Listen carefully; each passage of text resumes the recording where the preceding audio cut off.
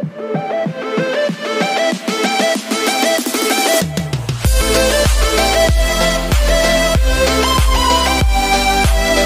दोस्तों, स्वागत है आपका अपने YouTube चैनल स्टडी ओनली पर।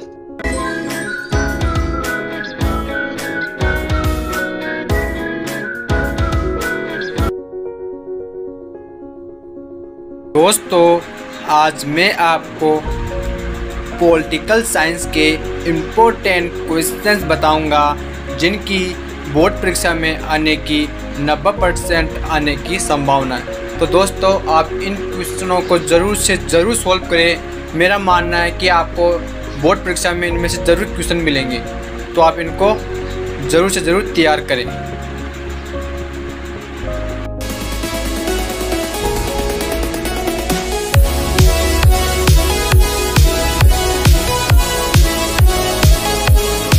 स्वागत है आपका अपने YouTube चैनल स्टडी ओनली पर। तो दोस्तों, आज हम अपने पॉलिटिकल साइंस के इम्पोर्टेंट क्वेश्चंस करेंगे जिनकी बोर्ड परीक्षा में आने की बहुत संभावना है। तो दोस्तों, आप इन क्वेश्चनों को ज़रूर से ज़रूर तैयार करें। आपको बोर्ड परीक्षा में से इनमें से बहुत से क्वेश्चन मिलेंगे। तो दोस्तों, शुरू करते हैं आज का हमारा वीडियो। तो दोस्तों, बने रहिए वीडियो के अंत तक। तो दोस्तों देखिए, हमारा पहला प्रश्न है। दोस्तों देखिए, निम्नलिखित प्रश्नों में उत्तर का सही विकल्प चयन कर उत्तर पुस्तिका में लिखें। तो दोस्तों, अपना पहला प्रश्न है, शीत युद्ध के बारे में कौन सा कथन गलत है? क्या दोस्तों, शीत युद्ध के बारे में कौन सा कथन गलत है? दोस्तों ध्यान देना, गलत को पढ़ना है आपको। आप जल्दीबाजी में या हड़बड़ी में गलत शब्द को पढ़ना भूल जाते हो। दोस्तों, आपको यह गलती नहीं करनी है। आपको प्रश्न को ध्यान पूर्वक और समझ के पढ़ना है दोस्तों, ठीक है। तो दोस्तों, अपना उत्तर द है, ठीक दोस्तों। आपको प्रश्न को ध्यान पूर्वक और समझ कर पढ़ना है। दोस्तों, प्रश्न में लिखा था निम्नलिखित में से कौन सा कथन गलत है? तो दोस्तों, अपने अमेरिका और सोवियत संघ शीत युद्ध में शामिल थे, यह कथन गलत है, ठीक है दोस्तों। तो आगे चलिए। दोस्तों, हमारा दूसरा प्रश्न है, सोवियत अर्थव्यवस्था की प्रगति के बारे में निम्नलिखित में से कौन सा कथन गलत है? दोस्तों फिर ध्यान देना, आपको कौन सा कथन गलत है। आपको हड़बड़ी नहीं करनी है। आपको प्रश्न को ध्यान पूर्वक समझकर अपने विवेक से करना है। तो दोस्तों, कौन सा कथन गलत है? दोस्तों, अपने उत्तर से जनता को आर्थिक आजादी दी। क्या दोस्तों, सोवियत अर्थव्यवस्था की प्रगति के बारे में कौन सा कथन गलत है? जनता को आर्थिक आजादी थी, यह कथन गलत है दोस्तों। अपने जनता को आर्थिक आजादी नहीं थी, ठीक है दोस्तों। तो अपना उत्तर हो गया स, ध्यान देना है। आगे चलिए अब दोस्तों, अपना तीसरा प्रश्न है, दक्षिण एशियाई सहयोग संगठन जिसको हम सार्क बोलते हैं, उसका गठन किया गया। दोस्तों, इसका गठन 1985 में किया गया। दोस्तों, कब किया गया? 1985 में। कहाँ किया गया दोस्तों? अपने ढाका में किया गया। दोस्तों ध्यान देना, 1985 में ढाका में किया गया। अपने दक्षिण एशिया सहयोग संगठन सार्क में दोस्तों 8 देश शामिल है। कितने दोस्तों? 8। और दोस्तों पूछ ले 8वां देश कौन सा है? दोस्तों, अपने 8वां देश है अफगानिस्तान, ठीक है दोस्तों। आपको ध्यान रखना है, ठीक है। आगे चलिए अब दोस्तों, प्रश्न नंबर 4 देखिए आपकी स्क्रीन पर। निम्नलिखित में से कौन सा तथ्य सुरक्षा परिषद में भारत की स्थायी सदस्य, क्या दोस्तों, भारत की स्थायी सदस्यता के प्रस्ताव को ज्यादा वजनदार, दोस्तों ध्यान देना, ज्यादा वजनदार बनाता है? दोस्तों, भारत की बढ़ती आर्थिक ताकत और राजनीतिक स्थिरता भारत की स्थायी सदस्यता के प्रस्ताव को ज्यादा वजनदार बनाता है। तो दोस्तों, अपना उत्तर है द, भारत की बढ़ती आर्थिक ताकत और राजनीतिक स्थिरता, ठीक है दोस्तों। आगे देखिए दोस्तों, 5वां प्रश्न है, निम्नलिखित में से कौन सी संधि स्तर नियंत्रण संधि थी? दोस्तों ध्यान से देखिए, कौन सी संधि स्तर नियंत्रण संधि? दोस्तों, अपने स्तर परिसीमन संधि 2, सामरिक स्तर न्यूनीकरण संधि व दोस्तों परमाणु अप्रसार संधि। दोस्तों, अपने तीनों आंसर के अपने संधि स्तर नियंत्रण संधि थी। क्या दोस्तों, कौन सी संधि थी? अपने स्तर नियंत्रण संधि। दोस्तों, अपने स्तर परिसीमन संधि 2, सामरिक परमाणु प्रसार संधि। दोस्तों द, अर्थात उपरोक्त सभी अपना उत्तर है। ठीक है दोस्तों, आगे देखिए क्वेश्चन नंबर 6, स्थलीय हिम का 90% हिस्सा। क्या दोस्तों, स्थलीय हिम का 90% हिस्सा और धरती पर मौजूद सर्वोच्च जल का 70% हिस्सा कहाँ मौजूद है दोस्तों? अपने जो स्थलीय हिम है उसका 90% हिस्सा और धरती पर मौजूद सर्वोच्च जल का 70% हिस्सा कहाँ मौजूद है दोस्तों? अपने अंटार्कटिका। दोस्तों अपने अंटार्कटिका में है। ठीक है दोस्तों, तो अपना उत्तर हो गया ब, अंटार्कटिका। ठीक है दोस्तों, आगे चलिए। भारत विभाजन के बारे में निम्नलिखित में से कौन सा कथन गलत है? दोस्तों मैं आपको बार बार बोल रहा हूं, आपको एक कथन गलत है, इसको ध्यान से पढ़ना है दोस्तों। तो दोस्तों अपने विभाजन योजना में यह बात शामिल थी कि दोनों देशों के बीच, क्या दोस्तों, दोनों देशों के बीच आबादी की अदला बदली, क्या दोस्तों, आबादी की अदला बदली होगी। दोस्तों अपने यह कथन गलत है दोस्तों। अपने भारत विभाजन के बारे में यह कथन गलत था कि विभाजन योजना में यह बात शामिल दोनों देशों के बीच आबादी की अदला बदली होगी। दोस्तों यह कथन गलत है, तो दोस्तों अपना उत्तर होगा द। ठीक है दोस्तों, आगे चलिए। 1959 में कांग्रेस सरकार ने संविधान के किस अनुच्छेद के, क्या दोस्तों, किस अनुच्छेद के अंतर्गत केरल की कम्युनिस्ट सरकार को बर्खास्त कर दिया? दोस्तों ध्यान दो, बर्खास्त कर दिया, बर्खास्त। दोस्तों अनुच्छेद 356 के अनुसार, दोस्तों अनुच्छेद 356, ध्यान देना दोस्तों, अनुच्छेद 356। कांग्रेस सरकार ने संविधान के इस अनुच्छेद में केरल की कम्युनिस्ट सरकार को बर्खास्त कर दिया था। क्या दोस्तों, अनुच्छेद 356। ठीक है, आगे चलिए। भारत का संविधान तैयार हुआ। दोस्तों अपने भारत का संविधान तैयार हुआ, दोस्तों आप सभी को पता होगा 26 जनवरी 1949 को भारत का संविधान तैयार हुआ। ठीक है दोस्तों, आगे चलिए। बॉम्बे प्लान के बारे में निम्नलिखित में कौन सा बयान सही नहीं है? दोस्तों ध्यान दो, सही नहीं है। दोस्तों देखिए ऑप्शन, यह भारत के आर्थिक भविष्य का एक ब्लूप्रिंट था। क्या दोस्तों, यह कथन सही नहीं है। आगे चलिए दोस्तों, देखिए इसमें उद्योगों के ऊपर राज्य के स्वामित्व का समर्थन किया गया था। दोस्तों उत्तर ब। दोस्तों अपना आंसर होगा उत्तर ब। ध्यान दो दोस्तों, उत्तर ब। प्रश्न क्या था दोस्तों? बॉम्बे प्लान के बारे में बयान सही नहीं है। दोस्तों अपने ब बयान सही नहीं है। इसमें उद्योगों के ऊपर राज्य के स्वामित्व का समर्थन किया गया था। दोस्तों यह बयान सही नहीं है। क्या दोस्तों, यह बयान सही नहीं है। ठीक है दोस्तों, आगे चलिए। BKU किन प्रदेशों के किसानों का संगठन था? दोस्तों अपने BKU पश्चिमी उत्तर प्रदेश और हरियाणा प्रदेशों के किसानों का संगठन था। दोस्तों क्या, पश्चिमी उत्तर प्रदेश, यूपी, दोस्तों अपने हरियाणा। ठीक है दोस्तों, आगे चलिए। जनता पार्टी का उदय कब हुआ? दोस्तों अपने जनता पार्टी का उदय हुआ था 1977 में। तो दोस्तों जनता पार्टी का उदय 1977। दोस्तों मैं आपको एक बात और बता दूं, जो अपना ये पहला प्रश्न था दोस्तों, इसके अंदर टोटल अपने 12 आंसर की थी। दोस्तों प्रश्न नंबर 1, निम्नलिखित प्रश्नों में से विकल्प का चयन कर उत्तर पुस्तिका में लिखे। दोस्तों ऐसे ही जो अपनी 21 तारीख को पॉलिटिकल साइंस की बोर्ड परीक्षा होगी, उसके अंदर जो हमारा पहला प्रश्न होगा उसके अंदर 12 अवसद आएंगे इस तरह। ठीक है दोस्तों, मैं उसके अकॉर्डिंग आपको बताने की कोशिश कर रहा हूँ, तो आप इन क्वेश्चनों को जरूर से ध्यान रखें। ठीक दोस्तों, तो अपना पहला प्रश्न हो गया है 12 MCQ। दोस्तों अब हम करेंगे रिक्त स्थान। ठीक दोस्तों, तो देखिए रिक्त स्थानों की पूर्ति करें। दोस्तों जो अपना रिक्त स्थान वाला क्वेश्चन होगा दोस्तों वो 2 नंबर का होगा। दोस्तों इसके अंदर अपने एक नंबर के 6 क्वेश्चन आएंगे। दोस्तों ध्यान देना, 6 क्वेश्चन। दोस्तों करते हैं इनको सॉल्व। दोस्तों मैंने इनका उत्तर लिख दिया है। दोस्तों आपको ध्यान रखना है, शीतयुद्ध खालिस्तान और खालिस्तान तथा इसके साथी देशों के बीच प्रतिद्वंदिता, तनाव और संघर्ष की श्रृंखला थी। दोस्तों अपने अमेरिका और सोवियत संघ, पहले जो खालिस्तान था उसके अंदर दोस्तों अपने अमेरिका आएगा और दूसरे के अंदर सोवियत संघ। ठीक दोस्तों ध्यान रखना आपको। दोस्तों आगे चलिए। 1964 से 1982 तक खालिस्तान सोवियत संघ के राष्ट्रपति थे। दोस्तों ध्यान देना, सोवियत संघ के राष्ट्रपति दोस्तों अपने लियोनिद ब्रेजनेव। क्या दोस्तों, लियोनिद ब्रेजनेव अपने 1964 से 1982 तक सोवियत संघ के राष्ट्रपति रहे थे। ठीक है दोस्तों। तीसरा देखिए, संयुक्त राष्ट्र संघ के प्रतीक चिन्ह में दोस्तों ध्यान देना, प्रतीक चिन्ह में खालिस्तान किसकी पत्तियां थी दोस्तों, अपने जैतून की पत्तियां थी दोस्तों। ये पत्तियां किसका संकेत करती है दोस्तों, अपने विश्व शांति का प्रतीक करती है दोस्तों, अपने जैतून की पत्तियां। दोस्तों ध्यान देना है। आगे चलिए, स्वतंत्र भारत की जनता को जवाहरलाल नेहरू ने शासन की एक विशेष सत्र में संबोधित किया। उनका यह प्रसिद्ध भाषण दोस्तों, भाग्यवधु से चिर प्रतिष्ठित भेंट। क्या दोस्तों, भाग्यवधु से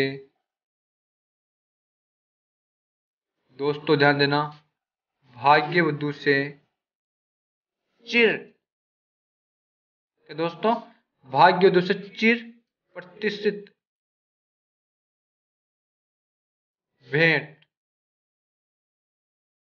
ठीक दोस्तों, या ट्रिस्ट विद डेस्टिनी के नाम से जाना जाता है दोस्तों। जो अपने स्वतंत्र भारत के प्रथम प्रधानमंत्री दोस्तों अपने जवाहरलाल नेहरू, उन्होंने संविधान सभा को संबोधित करते हुए एक भाषण दिया था। उनका यह भाषण भाग्यवधु से चिर प्रतिष्ठित भेंट या ट्रिस्ट विद डेस्टिनी के नाम से जाना जाता है। तो दोस्तों आपको यह ध्यान रखना है। आगे चलिए दोस्तों, देश ने आजादी के बाद कौन सा मॉडल अपनाया दोस्तों, आप सभी जानते होंगे दोस्तों। देश ने आजादी के बाद नियोजित विकास का मॉडल अपनाया। ठीक है दोस्तों। आगे चलिए, 1978 में गठन हुआ। तो दोस्तों 1978 में अपने वामसेप का गठन हुआ दोस्तों, ध्यान देना 1978 में वामसेप। ठीक दोस्तों। तो इस प्रकार दोस्तों अपने दूसरा प्रश्न भी हो गया। उसके अंदर अपने 6 प्रश्न कर लिए खाली रिक्त स्थान वाले। पहला प्रश्न करा था, उसके अंदर हमने 12 एमसीक्यू करे थे। ठीक है दोस्तों। इस प्रकार अपने 2 प्रश्न तो ऐसे आएंगे दोस्तों। जो अपना तीसरा प्रश्न आएगा दोस्तों, देखिए निम्नलिखित प्रश्नों के उत्तर में इनका उत्तर एक शब्द अथवा एक पंक्ति में देना दोस्तों। जो अपने बोर्ड परीक्षा को 21 तारीख को बोर्ड परीक्षा होगी, उसके अंदर जो अपना तीसरा प्रश्न आएगा उसके अंदर दोस्तों अपने 12 प्रश्न आएंगे एक एक नंबर के दोस्तों, ध्यान देना, एक एक पंक्ति वाले 12 प्रश्न। इस प्रकार टोटल दोस्तों अपने एक एक नंबर के 30 प्रश्न आएंगे दोस्तों। जो अब मैंने आपको एक क्वेश्चन बता रहा हूँ, इनमें से दोस्तों आपके लगभग 10 क्वेश्चन जरूर मिलेंगे आपको, मैं इतना वादा है मेरा। ठीक दोस्तों। तो देखिए, तो दोस्तों देखो, वार्सा संधि की स्थापना का मुख्य कारण क्या था दोस्तों। अपनी वार्सा संधि अपने 1955 में, क्या दोस्तों वार्सा संधि हुई थी अपने 1955 में, ध्यान देना। इस स्थापना मुख्य कारण क्या था दोस्तों। जो सोवियत संघ ने 1955 में वार्सा पैक्ट बनाया था दोस्तों, उसका मुख्य कारण था दोस्तों क्या, नाटो में शामिल दोस्तों। नाटो में 12 देश शामिल थे, वर्तमान में 30 देश शामिल हैं। तो दोस्तों नाटो में 12 देश शामिल थे, क्या दोस्तों 12 देश शामिल थे। उस 12 देशों का मुकाबला करना वार्सा संधि का मुख्य कारण था। क्या दोस्तों 12 देशों का मुकाबला करना। वर्तमान में 30 देश है। नाटो का पूरा नाम होता है उत्तर अटलांटिक संधि संगठन। ठीक दोस्तों। आगे चलिए दोस्तों, मैं आप एक बात और बता दोस्तों, अपने वार्सा में 7 देश शामिल है। दोस्तों वार्सा संधि वार्सा पैक्ट में अपने कितने देश शामिल दोस्तों, अपने 7 देश शामिल दोस्तों, ध्यान देना। 7 देश कौन कौन से, वो मैं आपको बताता हूँ। पहला देश अपने सोवियत संघ, क्या दोस्तों सोवियत संघ दोस्तों। अपने दूसरा देश है दोस्तों अपने, पहला सोवियत संघ, दूसरा दोस्तों अपने पोलैंड। दोस्तों आपको ध्यान रखना, पोलैंड दोस्तों। अपने तीसरा देश है पूर्वी जर्मनी, क्या दोस्तों पूर्वी जर्मनी। दोस्तों अपने हंगरी,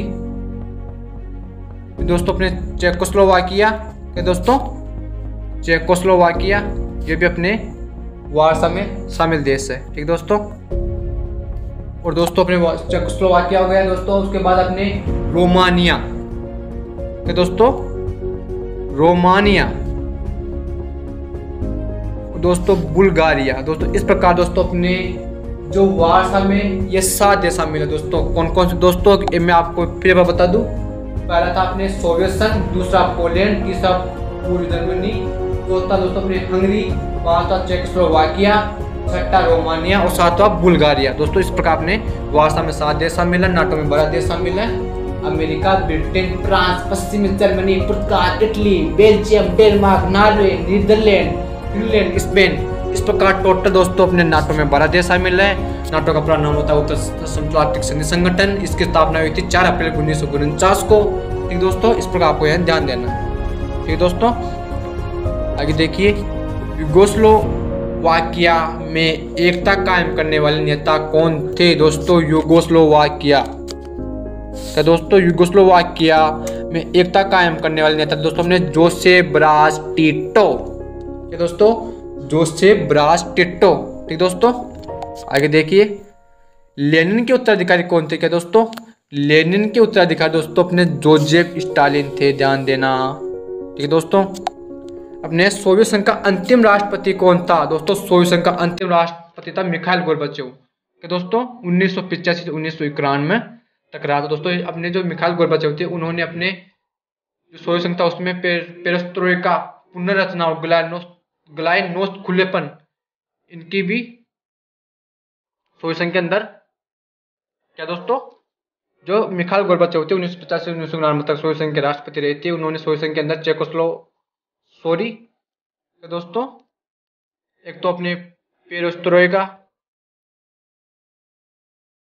जिसको पुनर्रचना बोलते हैं, और दोस्तों ग्लाइनोस्ट खुलेपन, आर्थिक विकास मॉडल अपनाया था। ठीक दोस्तों, आगे चलिए, स्वतंत्रता के बाद दक्षिण एशिया के किन दो देशों में आज तक लोकतांत्रिक व्यवस्था कायम है? दोस्तों क्या लोकतांत्रिक व्यवस्था कायम है? दोस्तों अपने देश की आजादी के बाद दक्षिण एशिया के इन दो देशों में दोस्तों अपने कौन कौन से, भारत और श्रीलंका में स्वतंत्रता के बाद लोकतांत्रिक व्यवस्था कायम है। ठीक दोस्तों, किन देशों में? अपने भारत और श्रीलंका में अपने आजादी के बाद लोकतांत्रिक व्यवस्था कायम है। ठीक है दोस्तों, अपने महाराष्ट्र और गुजरात राज्य का गठन किस सन में हुआ? दोस्तों अपने महाराष्ट्र और गुजरात राज्य का गठन दोस्तों अपने 1960 में हुआ। दोस्तों ध्यान देना, 1960 में अपने महाराष्ट्र और गुजरात राज्य का गठन हुआ। ठीक दोस्तों, सन 1960 आपको ध्यान रखना है। ठीक है दोस्तों, भारत सरकार ने योजना आयोग के स्थान पर किस नई संस्था की स्थापना की? क्या दोस्तों? नई संस्था की स्थापना की दोस्तों अपने नीति आयोग संस्था की स्थापना की। ठीक है दोस्तों, भारत में अर्थव्यवस्था के कौन से स्वरूप को स्वीकार किया गया? दोस्तों जो अपना भारत है, अपने भारत में अर्थव्यवस्था के कौन सा स्वरूप को स्वीकार किया गया? दोस्तों अपने मिश्रित अर्थव्यवस्था। दोस्तों मिश्रित अर्थव्यवस्था के स्वरूप को स्वीकार किया गया। दोस्तों अपना 9वां क्वेश्चन है, महेंद्र सिंह टिकैत क्यों प्रसिद्ध है? दोस्तों ध्यान देना, महेंद्र सिंह टिकैत क्यों प्रसिद्ध है? दोस्तों अपने महेंद्र सिंह टिकैत दोस्तों अपने भारतीय किसान यूनियन के अध्यक्ष थे। दोस्तों अपने महेंद्र सिंह टिकैत भारतीय किसान यूनियन के अध्यक्ष थे, ये इसलिए प्रसिद्ध है। ठीक दोस्तों, आगे चलिए, मछुआरों के राष्ट्रीय संगठन का नाम क्या है? दोस्तों क्या मछुआरों के राष्ट्रीय संगठन का नाम क्या है? दोस्तों अपने मछुआरों के राष्ट्रीय संगठन का नाम है नेशनल पीस वर्कर्स फोरम। क्या दोस्तों? National peace workers forum. ध्यान रखना, आपको मछुआरों के राष्ट्रीय संगठन का नाम आ जाए तो नेशनल पीस वर्कर्स फोरम। ठीक है दोस्तों, आगे देखो दोस्तों 11 प्रश्न है, भारत में राजनीतिक दलों को मान्यता देने वाली संस्था का नाम? क्या दोस्तों? भारत में राजनीतिक दलों को मान्यता देने वाली संस्था का नाम दोस्तों अपने निर्वाचन आयोग। ठीक है दोस्तों, अपना 12 और आखिरी क्वेश्चन है दोस्तों, राजीव गांधी की हत्या के जिम्मेदार कौन थे? क्या दोस्तों? जो अपने राजीव गांधी थे उनके हत्या के जिम्मेदार कौन थे? दोस्तों अपने इनके हत्या के जिम्मेदार थे दोस्तों अपने लिट्टे से जुड़े। क्या दोस्तों? लिट्टे से जुड़े श्री लंकाई। क्या दोस्तों? तमिल। क्या दोस्तों? लिट्टे से जुड़े श्रीलंकाई तमिल। ठीक है, ध्यान रखना है। तो दोस्तों इस प्रकार आपने तीसरा प्रश्न उसके अंदर दोस्तों अपने 12 MCQ। ठीक है दोस्तों, इस प्रकार दोस्तों 3 प्रश्न हो गए, फिर मैं चौथा 5 छठा ऐसे टोटल दोस्तों अपने 22 प्रश्न आएंगे। ठीक दोस्तों, 4 5 6 ऐसे। ठीक है, अब मैं बताता हूँ आपको मोस्ट प्रश्न जिनकी बोर्ड परीक्षा में आने की बहुत संभावना है, ये मेरे खुद के बनाए हुए नोट्स हैं। तो दोस्तों देखो, पहला प्रश्न अपने अटलांटिक चार्टर पर हस्ताक्षर हुए थे। दोस्तों अपने अटलांटिक चार्टर पर हस्ताक्षर हुए थे अगस्त 1941 में। जब अपने अटलांटिक चार्टर पर हस्ताक्षर हुए तब ब्रिटेन के प्रधानमंत्री थे दोस्तों अपने चर्चिल। दोस्तों ध्यान देना, ब्रिटेन के प्रधानमंत्री कौन थे उस समय? चर्चिल। ठीक है दोस्तों, और अपने अमेरिका के राष्ट्रपति थे रूजवेल्ट। ठीक दोस्तों, अटलांटिक चार्टर पर हस्ताक्षर हुए अगस्त 1941, ब्रिटेन के प्रधानमंत्री चर्चिल और अमेरिका के राष्ट्रपति रूजवेल्ट। इन आपको छोटे छोटे बातों को ध्यान रखना है। ठीक है दोस्तों, आगे देखिए, मानवाधिकार परिषद की स्थापना हुई। क्या दोस्तों? मानवाधिकार परिषद की स्थापना दोस्तों अपने जून 2006 में हुई। ठीक है दोस्तों। अपने यूएनओ के चार्टर पर हस्ताक्षर कब हुई? क्या दोस्तों? यूएनओ के चार्टर दोस्तों अपने जून 1945, ध्यान रखना आपको, इस पर अपने हस्ताक्षर हुए। ठीक है दोस्तों। तो चौथा प्रश्न, अपने विश्व व्यापार संगठन WHO, वर्ल्ड हेल्थ ऑर्गेनाइजेशन, क्या दोस्तों?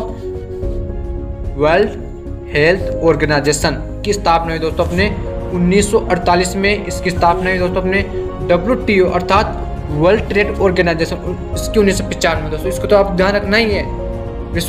विश्व स्वास्थ्य संगठन की 1948 में और WTO अर्थात वर्ल्ड ट्रेड ऑर्गेनाइजेशन 1995 में। ठीक है दोस्तों। निम्नलिखित में से खतरे का नया स्रोत, दोस्तों अपने खतरे का नया स्रोत क्या है? दोस्तों अपने खतरे का नया स्रोत आतंकवाद है, छिपा हुआ है, निर्धनता तार दोस्तों अपने गरीबी है। दोस्तों अपने नए खतरे के स्रोत दोस्तों अपने शरणार्थियों की समस्या। ठीक है दोस्तों, ये अपने नए खतरे के स्रोत है। ठीक है दोस्तों। अपने IMF दोस्तों ध्यान देना, IMF की पूरा नाम, तो दोस्तों इसका पूरा नाम क्या है? दोस्तों अपने IMF का पूरा नाम दोस्तों अपने अंतर्राष्ट्रीय मुद्रा कोष। क्या दोस्तों? अंतर्राष्ट्रीय मुद्रा कोष, या दोस्तों अपने इसको इंटरनेशनल मॉनेटरी फंड ये भी कह सकते हैं। ठीक है दोस्तों। दोस्तों इसकी स्थापना, तो दोस्तों स्थापना लिख दिया मैं सॉरी से, आपको इसका पूरा नाम ध्यान रखना है। IMF का पूरा नाम अंतर्राष्ट्रीय मुद्रा कोष या इंटरनेशनल मॉनेटरी फंड। ठीक दोस्तों। आगे चलिए दोस्तों, देखो भारत ने अपना पहला परमाणु परीक्षण किया दोस्तों कौन सन में? क्या दोस्तों अपने भारत ने अपना पहला परमाणु परीक्षण किया था दोस्तों अपने 1974 में किया था दोस्तों। कब? 1974 में, पोखरण में। ठीक दोस्तों। उस समय प्रधानमंत्री दोस्तों अपने इंदिरा गांधी। ठीक है दोस्तों। और दोस्तों भारत ने दूसरा परमाणु परीक्षण किया था 1998 में। ठीक दोस्तों, 1998 में किया था। ठीक दोस्तों, चगाई के पहाड़ियों पर। ठीक दोस्तों, उस समय अपने प्रधानमंत्री थे अटल बिहारी वाजपेयी। दोस्तों दोबारा से ध्यान दो दोस्तों, अपने भारत ने पहला परमाणु परीक्षण किया था दोस्तों 1974 में, तब प्रधानमंत्री थे अपने इंदिरा गांधी। दूसरा किया था 1998 में, तब अपने प्रधानमंत्री अटल बिहारी वाजपेयी। ठीक है दोस्तों। आगे देखिए, एंटी बैलिस्टिक मिसाइल संधि ABM दोस्तों ये अपने 1972 में हुई थी दोस्तों, अमेरिका और सोवियत संघ के मध्य हुई थी। दोस्तों ध्यान देना, एंटी बैलिस्टिक मिसाइल संधि ABM 1972 में हुई और अमेरिका और सोवियत संघ के मध्य हुई थी। ठीक है दोस्तों। मॉन्ट्रियल प्रोटोकॉल समझौता सन दोस्तों हुआ था 1986 में हुआ था अपने मॉन्ट्रियल प्रोटोकॉल समझौता। ठीक है दोस्तों। क्यों हुआ था दोस्तों? अपने वैश्विक संप्रदाय की सुरक्षा करने के लिए हुआ था अपने। ठीक है दोस्तों। आगे चलिए, विश्व का प्रथम बांध विरोधी आंदोलन फ्रैंकलिन नदी पर दोस्तों। फ्रैंकलिन नदी कहाँ है दोस्तों? अपने ऑस्ट्रेलिया। ऑस्ट्रेलिया दोस्तों ध्यान देना, अपने ऑस्ट्रेलिया में हुआ था। ठीक दोस्तों। दोस्तों आगे चलिए, 5वां क्वेश्चन मैंने इसका आंसर लिखा नहीं। आगे चलो दोस्तों, देखो पृथ्वी सम्मेलन कब और कहाँ हुआ? ध्यान दो दोस्तों, पृथ्वी सम्मेलन कब और कहाँ हुआ? दोस्तों अपने पृथ्वी सम्मेलन हुआ था अपने 1992 में ब्राजील के रियो डी जेनेरो नामक स्थान पर दोस्तों। क्यों हुआ दोस्तों? अपने ये पर्यावरण संरक्षण के लिए यह सम्मेलन हुआ था 1992 में ब्राजील के रियो डी जेनेरो नामक स्थान पर पर्यावरण संरक्षण के लिए यह सम्मेलन हुआ था। ठीक है दोस्तों। आपको बोर्ड एग्जाम में बहुत ध्यानपूर्वक जो क्वेश्चन पहले आपको ये क्वेश्चन करना है, जो नहीं आई उनको लास्ट में करना है, ठंडे दिमाग से सोच समझ कर। ठीक है दोस्तों। टिकाऊ विकास किसे कहते हैं दोस्तों? टिकाऊ विकास दोस्तों, टिका मतलब टिकाऊ दोस्तों, विकास मैंने इसको शॉर्ट में लिखा है दोस्तों, ऐसा विकास जो पर्यावरण को नुकसान पहुंचाए बिना हो। क्या दोस्तों? टिकाऊ विकास जो अपना पर्यावरण है उसको नुकसान पहुंचाए बिना हो, अर्थात हम जो भी काम कर रहे हैं, जो भी विकास से संबंधित कार्य कर रहे हैं दोस्तों। क्या दोस्तों? टिकाऊ विकास अर्थात ऐसा विकास जो पर्यावरण को नुकसान पहुंचाए बिना हो। और दोस्तों हम जो भी काम कर रहे हैं, जो भी विकास से संबंधित कार्य कर रहे हैं उससे पर्यावरण को नुकसान नहीं हो, इसको अपने टिकाऊ विकास कहते हैं। ठीक दोस्तों, अर्थात पर्यावरण को नुकसान पहुंचाए भी ना हो, कोई भी काम करें जो विकास से संबंधित कार्य करें उससे पर्यावरण को नुकसान नहीं होना चाहिए, वही अपने दोस्तों अपने टिकाऊ विकास कहलाता है।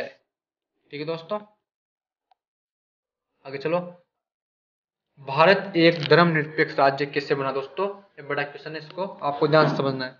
भारत एक धर्मनिरपेक्ष राज्य कैसे बना? दोस्तों देखो, भारत कैसे एक धर्मनिरपेक्ष राज्य बना। ठीक दोस्तों, जब भारत आजाद हुआ था, क्या दोस्तों, जब भारत आजाद हुआ था तो आजादी के समय अपने कहीं ऐसे नेता थे जो यह चाहते थे कि भारत को एक धर्मनिरपेक्ष राज्य बनाया जाए। क्या दोस्तों, जब भारत आजाद हुआ था तो आजादी के समय अपने कई ऐसा नेता थे जो यह चाहते थे कि भारत को एक धर्मनिरपेक्ष राज्य बनाया जाए। ठीक दोस्तों, कुछ नेता ऐसा चाहते थे। क्या दोस्तों, कुछ नेता ऐसे चाहते थे कि भारत को हिंदू राज्य बना जाए। क्या दोस्तों, भारत को हिंदू राज्य बना जाए। ठीक दोस्तों, तब अपने भारतीय संविधान में यह कहा गया कि भारत अपना एक धर्मनिरपेक्ष और पंथ निरपेक्ष राज्य है, अर्थात भारत में रहने वाले सभी धर्मों के लोग व सभी धर्म समान हैं, कोई भी राष्ट्रीय धर्म नहीं है। यहाँ सभी धर्मों के साथ में समान व्यवहार किया जाएगा, किसी भी धर्म के साथ किसी भी प्रकार का कोई भेदभाव नहीं किया जाएगा। तो दोस्तों, कोई भेदभाव नहीं किया जाएगा। इस प्रकार भारत एक धर्मनिरपेक्ष राज्य बना था। ठीक दोस्तों, इसको आपको ध्यानपूर्वक समझना है। ठीक दोस्तों, अब आगे चलिए दोस्तों। हैदराबाद रियासत का भारत में विलय किस प्रकार हुआ? दोस्तों क्या, अपने हैदराबाद रियासत का भारत में विलय किस प्रकार हुआ? दोस्तों तो देखो इसका उत्तर, दोस्तों मैंने यहाँ शॉर्ट में लिखा है एच का मतलब हैदराबाद, आपको ध्यान रखना है। ठीक दोस्तों, हैदराबाद, इसका उत्तर देखो, हैदराबाद एक बड़ी रियासत थी। क्या दोस्तों, जो अपनी हैदराबाद दोस्तों ये अपने एक बड़ी रियासत थी। ठीक दोस्तों, ध्यान देना आपको, यहाँ एक बड़ी रियासत थी। हरियाणा का जो राजा होता था दोस्तों, जो हरियाणा का जो राजा होता था उससे निजाम बोलते हैं या कहते हैं। दोस्तों क्या, जो राजा था किंग होता है हरियाणा का, हरियाणा किंग जिसे हम कहते हैं दोस्तों, उसको अपने निजाम बोलते हैं या निजाम कहते हैं। दोस्तों हरियाणा का निजाम मुस्लिम था। क्या दोस्तों, हरियाणा का निजाम मुस्लिम था और हरियाणा की 35% आबादी हिंदू थी। ठीक दोस्तों, निजाम चाहता था कि हरियाणा स्वतंत्र रहे। क्या दोस्तों, हरियाणा स्वतंत्र रहे, लेकिन हरियाणा की जनता चाहती थी कि हम सभी भारत में शामिल हो जाएं। क्या दोस्तों, हम सभी भारत में शामिल हो जाएं। ठीक दोस्तों, निजाम तो चाहता था कि हरियाणा स्वतंत्र हो जाए, लेकिन हरियाणा की जनता चाहती थी कि हम सभी भारत में शामिल हो जाएं। तो दोस्तों तब निजाम ने हरियाणा रियासत के जो हिंदू लोग थे, क्या दोस्तों, जो हिंदू लोग थे उन पर अत्याचार करने के लिए अपने अर्धसैनिक बल अर्थात दोस्तों उनको रजाकार भेजे। दोस्तों रजाकार भेजे। तब भारतीय सेना जो थी, इस सेना ने सितंबर 1948 में हरियाणा रियासत में अपनी सेनाएं भेजी। क्या दोस्तों, पहले जो निजाम था उसने अपने अर्धसैनिक बल अर्थात रजाकार भेजे, तब भारतीय सेना जो थी इस सेना ने सितंबर 1948, ध्यान रखनी है आपको, क्या, सितंबर 1948। ठीक दोस्तों, तो आपको ध्यान रखनी है, रियासत में अपनी सेनाएं भेजी और भारतीय सेना ने हरियाणा के निजाम को हरा कर, दोस्तों अपने भारतीय सेना उस निजाम को हरा दिया। आपको इसे मजे के साथ पढ़ना है, पढ़ाई कभी आपको दिमाग में नहीं लेना है, इसको बहुत शांति से और दिल से और तन मन से पढ़ना है। ठीक है दोस्तों, 17 सितंबर 1948 का दोस्तों 17 सितंबर 1948 को हरियाणा को भारत में मिला लिया। ठीक है दोस्तों, हरियाणा को भारत में मिला लिया, इस प्रकार हरियाणा का भारत में विलय हुआ। दोस्तों यह था अपना उत्तर। ठीक है, आगे देखिए, भारत विभाजन के 3 परिणामों का उल्लेख है। दोस्तों ये क्वेश्चन को आप वेरी वेरी मोस्ट मान सकते हो। क्या दोस्तों, वेरी वेरी मोस्ट।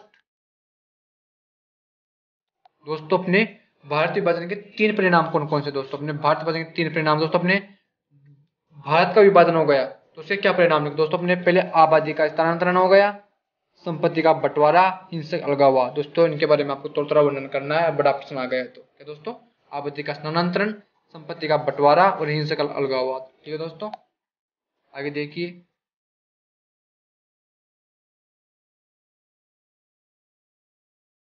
राज्य पुनर्गठन आयोग कब बना? तो दोस्तों राज्य पुनर्गठन आयोग कब बना, इसकी प्रमुख सिफारिश का उल्लेख कर। दोस्तों ये क्वेश्चन मैं आपको लास्ट के अंदर कराऊंगा, तो दोस्तों इसका आंसर आपको लास्ट में मिलेगा। इसे भी आप वेरी मोस्ट मान सकते हो, इसके 100% दोस्तों अपने बोर्ड परीक्षा में आने के। ठीक दोस्तों अपने समाजवादी पार्टी और कम्युनिस्ट पार्टी की विचारधारा में अंतर बताना है। दोस्तों क्या, जो अपनी समाजवादी पार्टी है दोस्तों, अपने कम्युनिस्ट पार्टी है, कम्युनिस्ट पार्टी के अंदर दोस्तों हमें क्या दोस्तों पार्टी की हमें विचारधाराओं में अंतर बताने का दोस्तों अंतर। तो दोस्तों अपने समाजवादी पार्टी इनमें हम अंतर देखेंगे। ठीक दोस्तों पढ़ाई को आपको बहुत ध्यानपूर्वक समझ के करना है। बोर्ड परीक्षा के अंदर दोस्तों प्रश्न को ध्यानपूर्वक पढ़ना है, हड़बड़ी नहीं करनी है, प्रश्न को आराम से पढ़ना है, जल्दबाजी नहीं करना। दोस्तों इसका जो मैंने आपको बताया था समाजवादी पार्टी और कम्युनिस्ट पार्टी की विचारधारा में अंतर देखिए आप। दोस्तों जो अपने समाजवादी पार्टी है ये अपने लोकतांत्रिक, क्या दोस्तों समाजवादी पार्टी लोकतांत्रिक विचारधारा में विश्वास करती है। दोस्तों ध्यान देखना आपको, लोकतांत्रिक विचारधारा में विश्वास करती है। ठीक दोस्तों, और दोस्तों अपने जो कम्युनिस्ट पार्टी है दोस्तों, अपनी एक कम्युनिस्ट पार्टी दोस्तों सर्वहारा के अधिनायकवादी, क्या दोस्तों सर्वहारा के अधिनायक लोकतंत्र में विश्वास करती है। ठीक दोस्तों, जो अपनी समाजवादी पार्टी दोस्तों अपने ये लोकतांत्रिक विचारधारा में विश्वास करती है, कम्युनिस्ट पार्टी सर्वहारा के अधिनायक लोकतंत्र में विश्वास करती है। ठीक दोस्तों, अपने समाजवादी पार्टी दोस्तों ये पूंजीपति और पूंजी को पूर्णतया समाज विरोधी नहीं मानती। कि दोस्तों समाजवादी पार्टी अपने समाजवादी दल पूंजीपति और पूंजी को, क्या दोस्तों पूंजीपतियों और पूंजी को, क्या दोस्तों अनावश्यक समाज विरोधी, क्या दोस्तों समाज विरोधी नहीं मानती है। क्या दोस्तों नहीं मानती है। दोस्तों नहीं मानती है, जबकि अपनी कम्युनिस्ट पार्टी है दोस्तों ये अपने इनको अनावश्यक समाज द्रोही मानती है। ठीक है दोस्तों, समाज द्रोही, इसको आपको ध्यान रखना है। ठीक है दोस्तों, जब अपने समाजवादी पार्टी थी दोस्तों इसकी स्थापना अपने 1934, दोस्तों ध्यान देना 1934 में इसकी स्थापना है दोस्तों, अपने कम्युनिस्ट पार्टी की 1925 में। ठीक है आगे चलिए। डॉक्टर भीमराव अंबेडकर ने कांग्रेस पार्टी को एक सराय की संज्ञा क्यों दी? दोस्तों इसको आप इंपॉर्टेंट मान सकते हो। डॉक्टर भीमराव अंबेडकर इन्होंने कांग्रेस पार्टी को एक सराय की संज्ञा क्यों दी? तो दोस्तों डॉक्टर भीमराव अंबेडकर जी ने, कि दोस्तों केपी अर्थात दोस्तों कांग्रेस पार्टी, मैंने शॉर्ट में लिखा है, डॉक्टर भीमराव अंबेडकर जी ने क्योटो प्रोटोकॉल, सॉरी दोस्तों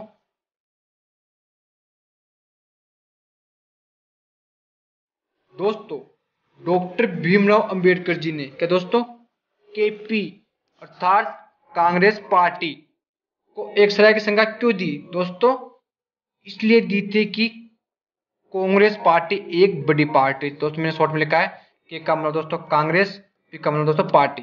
ठीक है दोस्तों, तो अपने दोस्तों डॉक्टर भीमराव अंबेडकर जी ने कांग्रेस पार्टी को सराय की संज्ञा इसलिए दी थी कि क्योटो प्रोटोकॉल एक बड़ी पार्टी थी, इसमें सभी धर्मों के लोग, दोस्तों ध्यान देना सभी धर्मों के लोग, सभी जातियों के लोग, सभी सांप्रदायिकों के लोग सभी आपस में मिलजुल कर रहते थे। ठीक है दोस्तों कांग्रेस पार्टी किसी के साथ भी कोई भी प्रकार का भेदभाव नहीं करती थी। तो दोस्तों जो कांग्रेस पार्टी थी किसी के साथ भी कोई प्रकार का भेदभाव नहीं करती थी।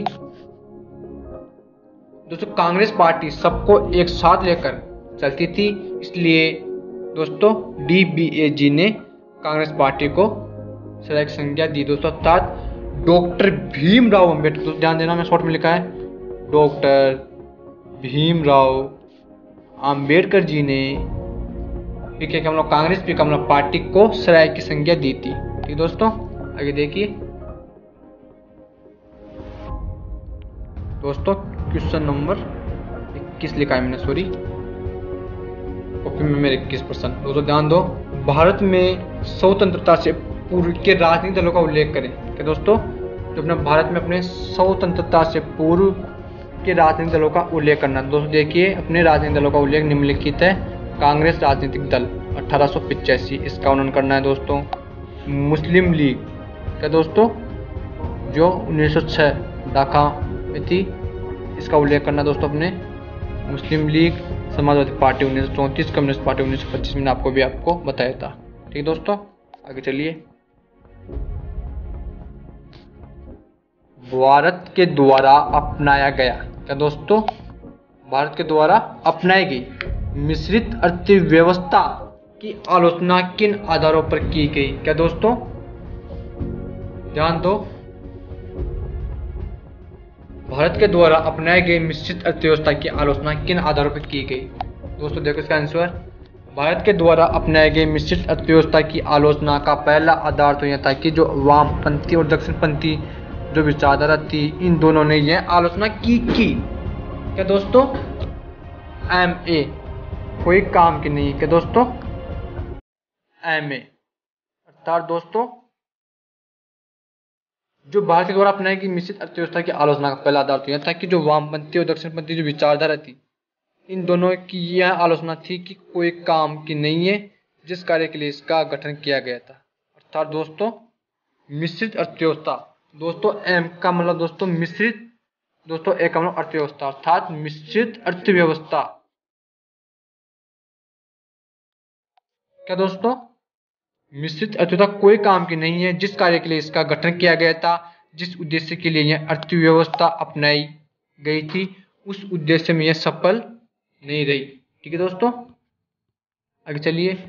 और इसकी आलोचना का दूसरा आधार यह था कि मिश्रित अर्थव्यवस्था जो है वो एक प्रकार से निजी क्षेत्र को अधिक लाभ देती है। ठीक है दोस्तों, मिश्रित अर्थव्यवस्था अपनाने के बाद भी भारत में किसी प्रकार से गरीबी कम नहीं हुई, भारत का विकास नहीं हुआ।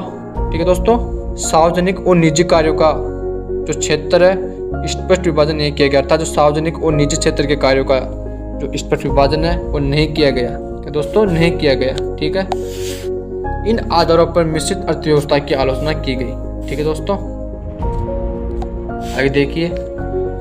भारत में पहली पंचवर्षीय योजना कब बनी? कि दोस्तों पहली पंचवर्षीय योजना कब बनी व इस पंचवर्षीय योजना के प्रमुख उद्देश्य बताना। दोस्तों अपने भारत में पहली पंचवर्षीय 1951 से 1956 में बनी थी। दोस्तों अब इसके उद्देश्य देखिए। ठीक दोस्तों,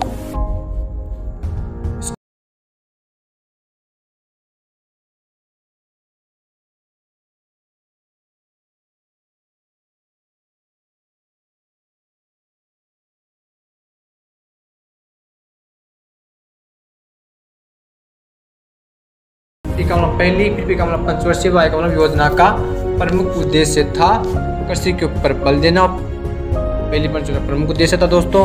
अपने दूसरा उद्देश्य दोस्तों अपने वाहन और सिंचाई में भी एक प्रकार से दोस्तों प्रथम पंचवर्षीय योजना में निवेश किया गया था।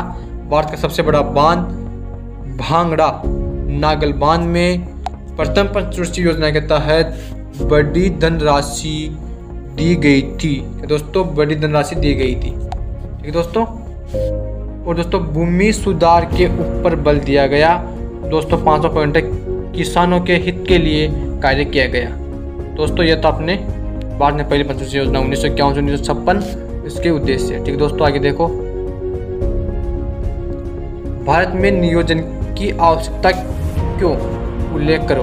दोस्तों नियोजन की आवश्यकता क्यों उल्लेख करो। दोस्तों देखो, भारत की नियोजन की आवश्यकता इसलिए है क्योंकि कोई भी योजना बनाएंगे तो उस योजना को अपने व्यवहार में लाने के लिए नियोजन की आवश्यकता है। दोस्तों अपना पहला पॉइंट। दूसरा देखो, अपने देश का सामाजिक आर्थिक विकास करने के लिए नियोजन की प्रक्रिया आवश्यक है।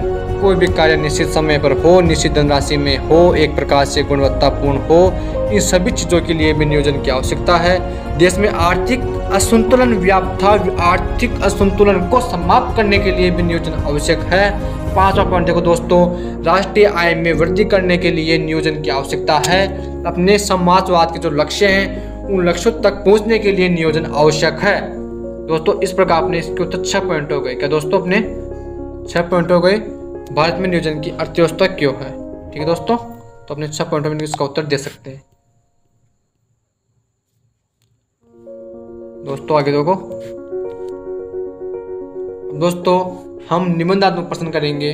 दोस्तों जो अपना 21वां प्रश्न है, क्या दोस्तों यहाँ पे 21% जो आपके बोर्ड परीक्षा में 21% आएगा दोस्तों, वह सुमेलित करने वाला आएगा दोस्तों। ये बता दूंगा अपने अंतर्राष्ट्रीय संगठन पार्ट है, उसके अंदर से एक क्वेश्चन आएगा, तो आप उसके अंदर जो भी सुमेलित वाले हैं उनको अच्छी तरह से देख लें, समझ में मिल जाएंगे आपको अन्य महत्वपूर्ण प्रश्नों में। दोस्तों देखिए,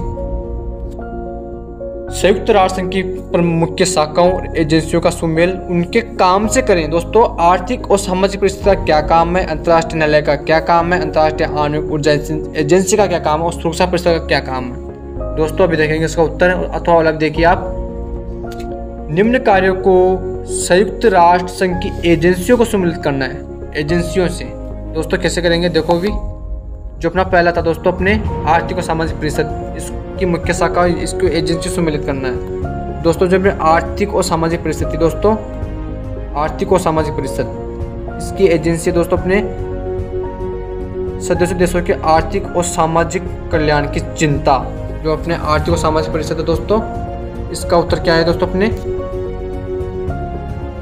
क्या दोस्तों क्या दोस्तों दोबारा देखो उत्तर इसका, सदस्य देशों के आर्थिक और सामाजिक कल्याण की चिंता, सामाजिक कल्याण की चिंता दोस्तों ख उत्तर। दोस्तों आगे देखो, अंतर्राष्ट्रीय न्यायालय सदस्य देशों के बीच मौजूद विवादों का निपटारा, क्या दोस्तों सदस्य देशों के बीच अंतर्राष्ट्रीय न्यायालय का अपने का उत्तर होगा। ठीक है दोस्तों, आगे देखो, अंतर्राष्ट्रीय आणविक ऊर्जा एजेंसी परमाणु प्रौद्योगिकी का शांतिपूर्ण उपयोग और सुरक्षा। ठीक है दोस्तों, अपने सुरक्षा परिषद का काम है दोस्तों अंतर्राष्ट्रीय शांति और सुरक्षा का संरक्षण। दोस्तों ये तो हो गया अपने 21वें का पहला। इसका दूसरा देखो तो वाला, वैश्विक वित्त की देखरेख, क्या दोस्तों वैश्विक वित्त की देखरेख अपने अंतर्राष्ट्रीय मुद्रा कोष, सदस्य देशों के बीच मुक्त व्यापार की रास्ता बनाना, विश्व व्यापार संगठन, संयुक्त राष्ट्र संघ के मामलों का समायोजन एवं प्रशासन सचिवालय, सबके लिए स्वास्थ्य दोस्तों अपने विश्व स्वास्थ्य संगठन। ठीक है दोस्तों, तो अपने 21वां प्रश्न हो गया दोस्तों। जो अब इसके ऊपर मैंने आपको 22वां प्रश्न बताया था, राज्य पुनर्गठन आयोग कब बना, इसके प्रमुख कार्य से पहले उल्लेख करना। दोस्तों इसका तो अलग बहुत इंपॉर्टेंट है, राष्ट्र निर्माण की प्रमुख चुनौतियों का उल्लेख कीजिए। आजादी के समय देश के पूर्वी और पश्चिमी इलाकों में राष्ट्र निर्माण की चुनौती के लिहाज से मुख्य अंतर क्या थे। दोस्तों इन दोनों क्वेश्चनों में से गारंटी लेता हूँ, इन दोनों क्वेश्चनों में से अपने एक क्वेश्चन जरूर आएगा। कि दोस्तों दोनों में से एक क्वेश्चन आएगा, विश्वास नहीं हो तो दोस्तों जब बोर्ड की परीक्षा होगी, बोर्ड की परीक्षा में जो पेपर आएगा, पेपर आने के बाद आपको विश्वास हो जाएगा कि इन दोनों में से एक प्रश्न आया है। जब बोर्ड परीक्षा हो तब घर पे आप मिला करके देख लेना। इस वीडियो में आपको राज्य पुनर्गठन आयोग या राष्ट्र निर्माण की मुख्य चुनौतियों में से एक क्वेश्चन जरूर मिलेगा। तो आपको इन क्वेश्चनों को जरूर से जरूर तैयार करना है। मेरा वीडियो बनाने का ये मकसद था, आपको मोस्ट क्वेश्चन उपलब्ध कराना। अब याद करना नहीं करना आपके ऊपर निर्भर है। मेरा लक्ष्य है आपको मोस्ट क्वेश्चन उपलब्ध कराना। दोस्तों देखो उनका आंसर, राज्य पुनर्गठन आयोग का गठन दोस्तों अपने भाषाई आधार पर राज्यों के पुनर्गठन की मांग के जोर पर पकड़ने पर केंद्र सरकार ने 1953 में राज्य पुनर्गठन आयोग का गठन किया। दोस्तों अपने राज्य पुनर्गठन आयोग का कार्य है, राज्य पुनर्गठन आयोग का काम दोस्तों राज्यों के सीमांकन के मसले पर गौर करना। और दोस्तों अपने राज्य पुनर्गठन आयोग की सिफारिश है दोस्तों अपने कि राज्य की सीमाओं का निर्धारण वहां बोली जाने वाली भाषा के आधार पर होना चाहिए। आयोग की प्रमुख सिफारिश यह थी कि भारत एकता और सुरक्षा, भाषाई एवं सांस्कृतिक सजातीयता तथा वित्तीय और प्रशासनिक विषयों पर उचित ध्यान रखते हुए राज्य पुनर्गठन भाषाई आधार पर होना चाहिए। इस आयोग की सिफारिश के आधार पर 1956 में राज्य पुनर्गठन अधिनियम पास हुआ, जिसके आधार पर 14 राज्य और 6 केंद्र शासित प्रदेश बनाए गए। दोस्तों अपने सिफारिशों का आलोचनात्मक विश्लेषण दोस्तों अपने भाषाई आधार पर राज्य पुनर्गठन आयोग के अर्क परिणाम निकले दोस्तों आपके स्क्रीन के नीचे। दोस्तों ये देखो उत्तर आपकी स्क्रीन पे सी का ही। पहला दोस्तों अपने एक लोकतांत्रिक कदम, सीमांकन का समरूप आधार, एकता को बल, विभिन्नता के सिद्धांत को स्वीकार करती। दोस्तों जो अपने एक लोकतांत्रिक कदम, उसकी भाषा के आधार पर नए राज्यों का गठन करना एक लोकतांत्रिक कदम के रूप में देखा गया। दूसरा सीमांकन का समरूप आधार, क्या दोस्तों भाषावार पुनर्गठन से राज्यों के सीमांकन के लिए एक समरूप आधार मिला। एकता को बल, भाषावार पुनर्गठन से देश की एकता ज्यादा मजबूत हुई। दोस्तों चौथा था अपने भाषा विभिन्नता के सिद्धांत को स्वीकृति, भाषा व राज्यों के पुनर्गठन से विभिन्नता के सिद्धांत को स्वीकृति मिली। दोस्तों अपने यह था राज्य पुनर्गठन आयोग का उत्तर। दोस्तों इसका अथवाला देखो, स्वतंत्रता के समय भारत के समक्ष आई राष्ट्र निर्माण की प्रमुख चुनौतियां। दोस्तों मैं आपको ओनली पॉइंट बताऊंगा। पहला पॉइंट है दोस्तों अपनी राष्ट्रीय एकता और सुरक्षा को चुनौती, दूसरी लोकतंत्र व्यवस्था को कायम करना, दोस्तों तीसरी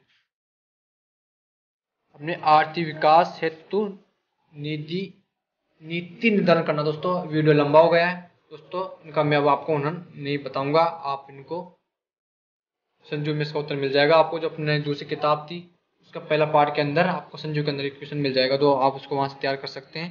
दोस्तों मैं आपको एक बात और बता दूं, जो दोस्तों अपनी परीक्षा का दोस्तों अपने पॉइंट देखता है दोस्तों, जो पहला पॉइंट था राष्ट्रीय एकता और सुरक्षा की चुनौती, लोकतंत्र व्यवस्था को कायम करना, आर्थिक विकास हेतु नीति का निर्धारण करना, इनके बारे में आपको कुछ भी लिख देना है इससे रिलेटेड। दोस्तों आपको पॉइंट बनाना है, उत्तर को करना है। दोस्तों पॉइंट याद कर लो, अब आपके पास टाइम बहुत कम है, हो सके तो थोड़ा बहुत इनका दो लाइनें याद कर लो, लेकिन आपको पॉइंट जरूर लिखना है। दोस्तों अपने पॉइंट से उत्तर मिलते हैं, परीक्षा की बहुत सारी कॉपियाँ चेक करनी होती है उसको, तो दोस्तों अपने पॉइंट देखता है, तो आपको पॉइंटों का ध्यान रखना है, ठीक है दोस्तों। इसको नीचे वाला क्वेश्चन आपको हल करा दूं। ये तो स्वतंत्रता के समय भारत के समक्ष आई राष्ट्र निर्माण की 3 चुनौतियां। दोस्तों वैसे नीचे वाला क्वेश्चन था दोस्तों, आजादी के समय देश के पूर्वी और पश्चिमी इलाकों में राष्ट्र निर्माण की चुनौती लिहाज से मुख्य अंतर क्या था। दोस्तों मुख्य अंतर मैं आपको बता दूं, मुख्य अंतर क्या थे। दोस्तों मुख्य अंतर देखिए, आजादी के समय देश के पूर्वी पश्चिमी इलाकों में राष्ट्र निर्माण की चुनौती के लिहाज से मुख्य अंतर दोस्तों अपने थे, आजादी के समय देश के पूर्वी और पश्चिमी इलाकों में राष्ट्र निर्माण की चुनौती के लिहाज से मुख्य अंतर।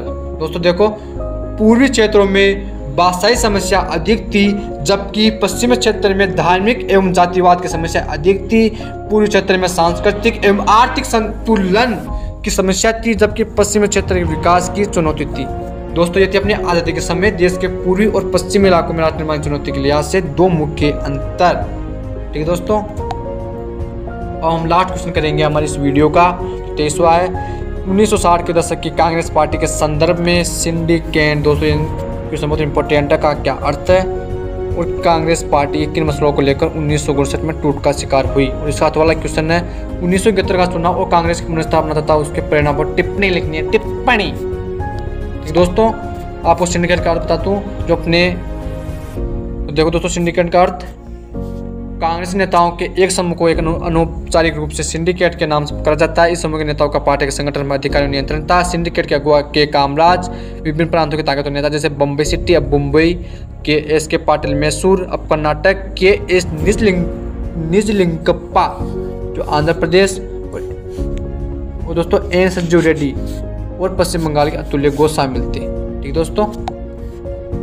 देखो 1960 के दशक में कांग्रेस पार्टी के विभाजन टूट के कारण दोस्तों, अगर फोन पर बता देता हूँ, दक्षिणपंथी और वामपंथी विचारधाराओं के समर्थकों के मध्य कलह, राष्ट्रपति पद के उम्मीदवार के चयन को लेकर मतभेद, युवा तुर्कम सिंडिकेट के बीच कलह, वित्त विभाग मुराद देसाई से वापस लेना। दोस्तों इनके बारे में आपको जो अपनी किताब उसमें इसका उत्तर मिल जाएगा। वीडियो काफी लंबा हो गया है, इसलिए आपको इनको देख लेना आप।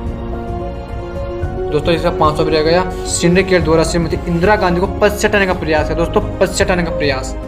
दोस्तों 500 के बारे में आपको थोड़ा वर्णन करना है। उसका अथवा उत्तर देखो, 1971 का चुनाव उसके परिणाम।